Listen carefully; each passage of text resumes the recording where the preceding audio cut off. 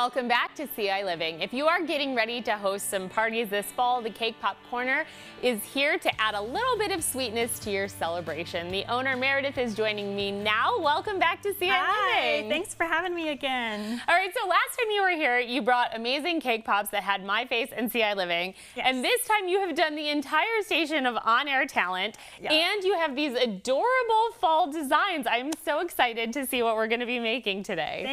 Thanks. Yeah, it's super fun. I love the creativity.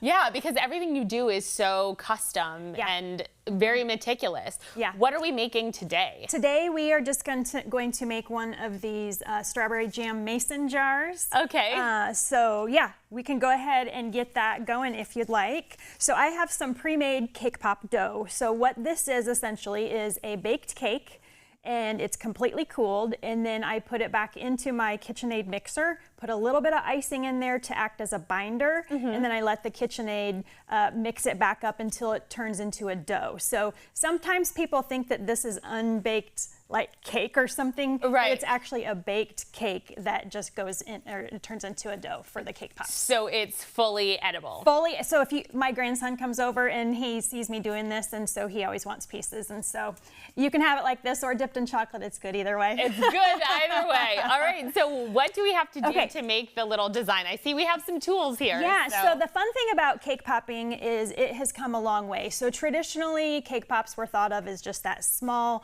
round ball that you would dip in chocolate, put a few sprinkles on, and you're good to go. It has elevated so much throughout the last few years. So now we have all sorts of tools that you can use, and I've brought one of the tools that I have. This is just called a cake pop plunger. Essentially, we take the dough, we roll it out like you would do like a cookie dough. Oh, interesting. And then you use the plunger to shape your cake pops in whatever fashion that you want, and then you go ahead with your decorating and your detail work. All right. So yeah, so what we're gonna do, we're gonna take the ball of dough, and we put it in between two pieces of parchment paper.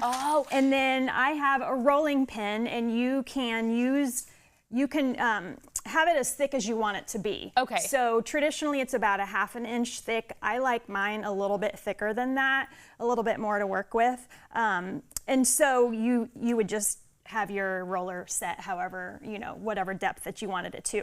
So what we're gonna do, we're gonna have it in between the two. Wait, I have a question. So the parchment paper, does that make it so that the dough is not gonna stick to itself or to this? Yeah, and also just so that you have a cleaner surface rather than, if you're at home or whatnot, the parchment paper also acts just as that extra clean barrier. That makes sense. So you'll put that in between the two, and then I just kind of push it down. I'm gonna move this. Yeah, absolutely. There we go. And then I'll let you just take it and kind of roll it. So you're gonna want it to be nice and flat, and you can go backwards and forwards. You just wanna make sure that you don't have any humps in that dough. It's nice and flat. Okay. Looks pretty good. All right. And then we'll just take it off. Super simple. Oh, look at that. That was easy. And it's almost like you would do cookies. Oh, okay. Cut out, you think Christmas cookies, the cutouts with that. With the little stampers. It's kind of the same idea. And so then what you would do is you just take your plunger, and then you push it down at the side. So if you want to go ahead and just push that down. Put the two sides? Yep, okay. Push it down. All right. Then it will pop out. And then the plunger brings it out for you. Oh my goodness, that's so easy. Then you Look at that. You have a shape. Yeah. That is so cute. So the one thing that you do want to keep in mind with your plungers is it does create sharp edges of your dough. And so a lot of times you'll just want to take that and kind of pat it around the edges, because if you leave it sharp like that, your chocolate could possibly pop through, and you want it to have a nice seal when you're dipping it in your chocolate. So here we have the little mason jar, as cute as could be. Yes, that is adorable. And so then what we'll do is we'll just go ahead and put the stick in. Okay.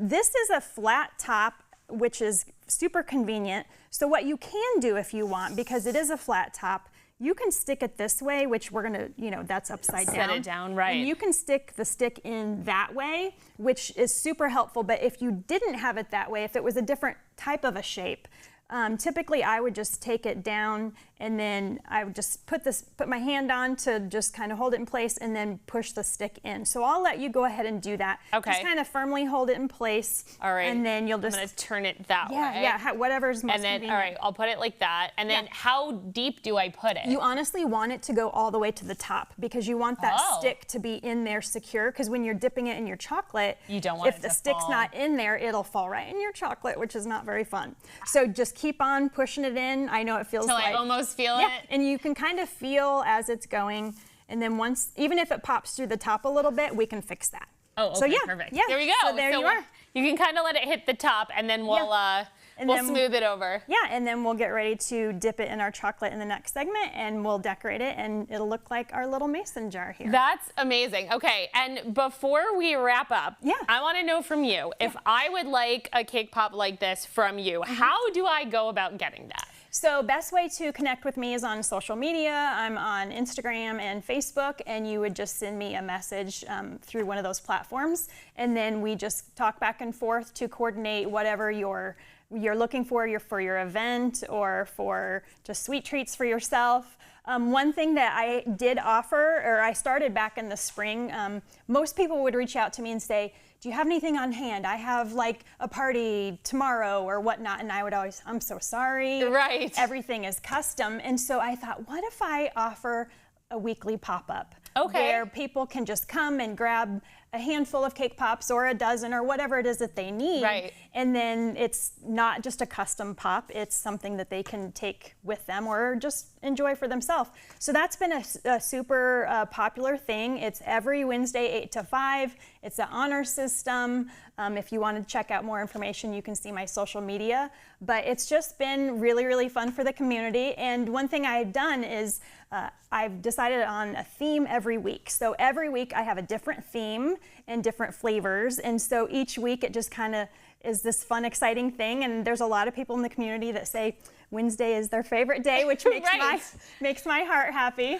So yeah, it's been really fun. So that's a way, if you're not wanting the custom for a special party, you just want a little something for yourself or your family, come by and check out Cake Pop Wednesday. Cake Pop Wednesday. Well, don't go anywhere, because when we finish, we are going to finish making these cake pops and show you how to decorate them when ciLiving returns. We will be right back.